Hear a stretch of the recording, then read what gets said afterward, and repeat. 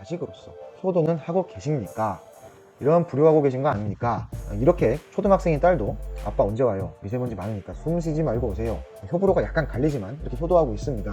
25세에서 한 35세 정도라고 생각을 하겠습니다. 염치 없지만 그래도 부동산은 매수는 해야겠고 부모님 지원은 더 받고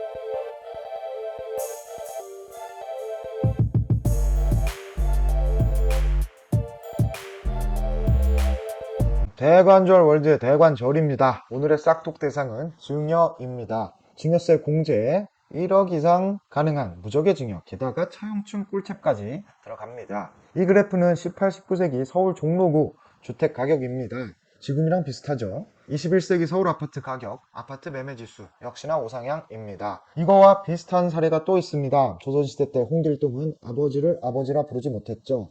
그런데 지금 우리는 어떻습니까? 내 자식인데도 마음대로 내 돈도 못 주고 있어요. 이게 대표적인 사례입니다. 15억 원짜리 아파트를 증여할 때 세금은 결론적으로 4억 740만 원이 부과됩니다. 국제적으로도 한국의 상속 증여세는 심한 편입니다. OECD 평균이 0.1%고요. 한국은 0.4입니다. 규제 공화국이라 할 수 있죠. 그러다 보니 여러 증여 방법들을 시도하고 있는데요. 대표적인 게 간단하게 현금 5천만 원까지는 세금 없이 증여할 수 있습니다. 그러나 1억, 5억, 10억, 30억 구간이 갈 때마다 세율이 증가하고요. 10년 단위로 리셋이 됩니다. 신고는 홈택스에서 증여세 안에서 할 수 있고요. 너무 낮다 한도가 꼴랑 5천만 원에서 1억으로 상향 검토를 하고 있고 이르면 내년 2023년에 시행할 수도 있다고 합니다. 너무 낮다 보니까 다주택자 부모님들께서는 주택으로 증여를 하고 있어요. 2014-15년 기점으로 주택 증여 현황이 확연히 늘었습니다. 또한 전세금을 끼거나 주담대를 낀 부채가 포함된 주택을 물려주는 것을 부담부 증여라고 하는데 요것 또한 최근에 많이 늘고 있습니다. 보통은 이런 것들은 양도 차익이 좀 낮은 주택에 대해서 많이 활용하고 있습니다. 오늘 말씀드릴 거는 앞에 두 내용이 아니고 바로 이 금전대여 내용입니다. 어떻게 보면 이것은 증여가 아니고 부모라는 A 그리고 나라는 B 간의 금전 거래에 대한 내용이고요. 금전대여 할 때는 세법상 이자를 받게 되어 있는데 그러나 연간 이자 소득이 1,000만 원 이하라면 세법상 문제가 되지 않고 대략적으로 총 금액이 연 2억일 때는 무상으로도 이자가 없이 가능하다라는 결론이 나옵니다. 이 뜻은 무상증여가 아니고요. 나와 부모님 간에 차용증을 쓴다는 거고요. 이 뜻은 당당하게 돈을 빌리고 갚는다는 겁니다. 요거 쓸 때 주의할 점들이 있어요. 기입할 내용들은 반드시 총 처용 금액 2억 이하로 해야겠죠. 대여 시작일, 최종 변제일을 무턱대고 40년 뒤, 50년 뒤 이런 불효 저지르지 마시고요. 보통은 10년이나 15년 정도 설정합니다. 매월 며칠날 얼마씩 갚을 것인지죠. 변제 방식도 기재해야 됩니다. 하단에는 채무자와 채권자 정보, 서명이나 도장이 필요합니다. 여기서 가장 중요한 거는 이자를 0%로 설정한다. 이자 0%라고 기재 안 하면은 나중에 문제가 될 수 있으니 명시를 하는 겁니다. 그리고 이자 금액이 이제 없으니까 매달 원금의 일부를 상환하고 변제하는 기록을 반드시 남겨야 되고요. 보통 자동이체 해야겠죠.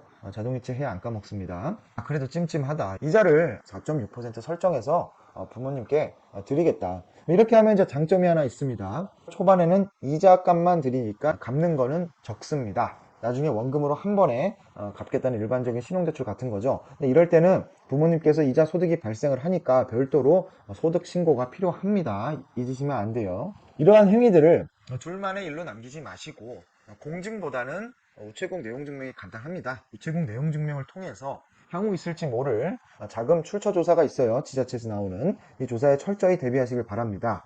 우체국 내용증명을 받게 되면 차용증 원본 서류에 이러한 스티커가 붙게 되고요. 이 뜻은 곧 A와 B 더하기 국가기관인 우체국이 같이 이 날짜를 증빙한다. 즉 실제로 2022년 5월 23일에 작성한 서류다 라고 증빙이 되는 거죠. 우리가 주택을 매수할 때는 자금 조달 계획서를 쓰게 되는데요. 차용증에 대한 내용은 증여란이 아닙니다. 증여에 쓰시려면 현재까지는 5천만 원 이하고 증여세가 없는 단계이고 여기에 이제 기재하시면 되고요. 증여세 내기 싫다 그리고 차용증을 썼다 하면은 그 밖에 차입금 여기 이 11번 란에다가 꼭 기재를 하셔야 됩니다. 그런데 여러분 이렇게 돈만 받으실 생각하지 말고 자식으로서 효도는 하고 계십니까?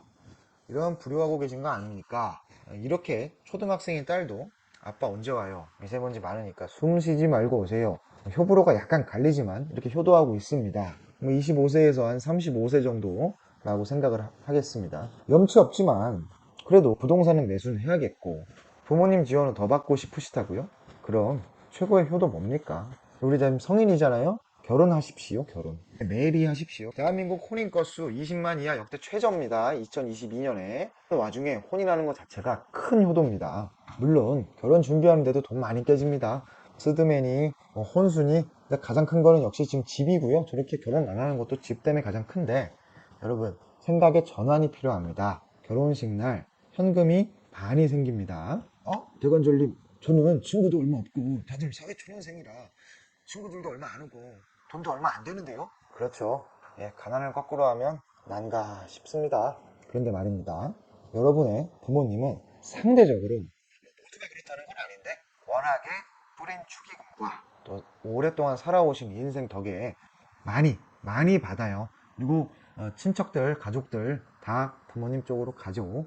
여기서 이제 꿀팁 대방출 드립니다. 반드시 이 꿀팁을 듣기 전에 부모님과 여러분과 협의를 하세요. 혹시 아버지 받으신 현금 다발을 제가 변제금 명목으로 해서 채권자에게 이체해도 될까요? 라고 꼭 협의하세요.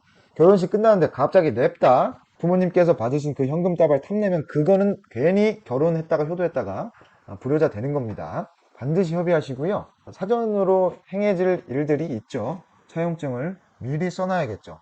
주택을 매수해야겠죠.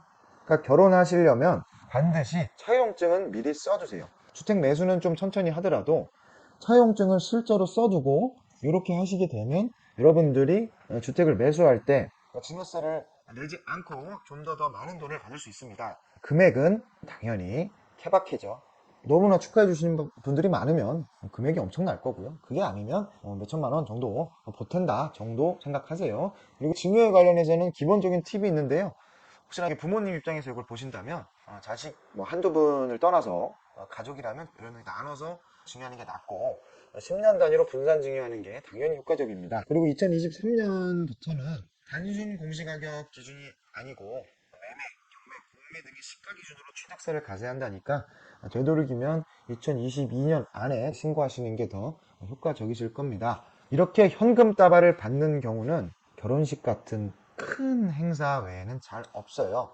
매번 부모님이 현금을 나한테 줘서 내가 그 현금을 직접 받고 이체하겠다. 그럼 되지 않습니까? 라고 생각하는데요. 나중에 혹시나 조사 받게 되면 그 자체도 수상합니다. 이거 어라 불법 증여 아닙니까? 라면서 더 큰 화를 입을 수 있어요. 고로 결혼식 때 부모님께서 받으신 현금 다발이 결혼 당사자가 받은 축의금이라고 하면 누가 뭐라고 할까요? 그렇게 오늘 꿀팁 알고 가시면 될 것 같아요.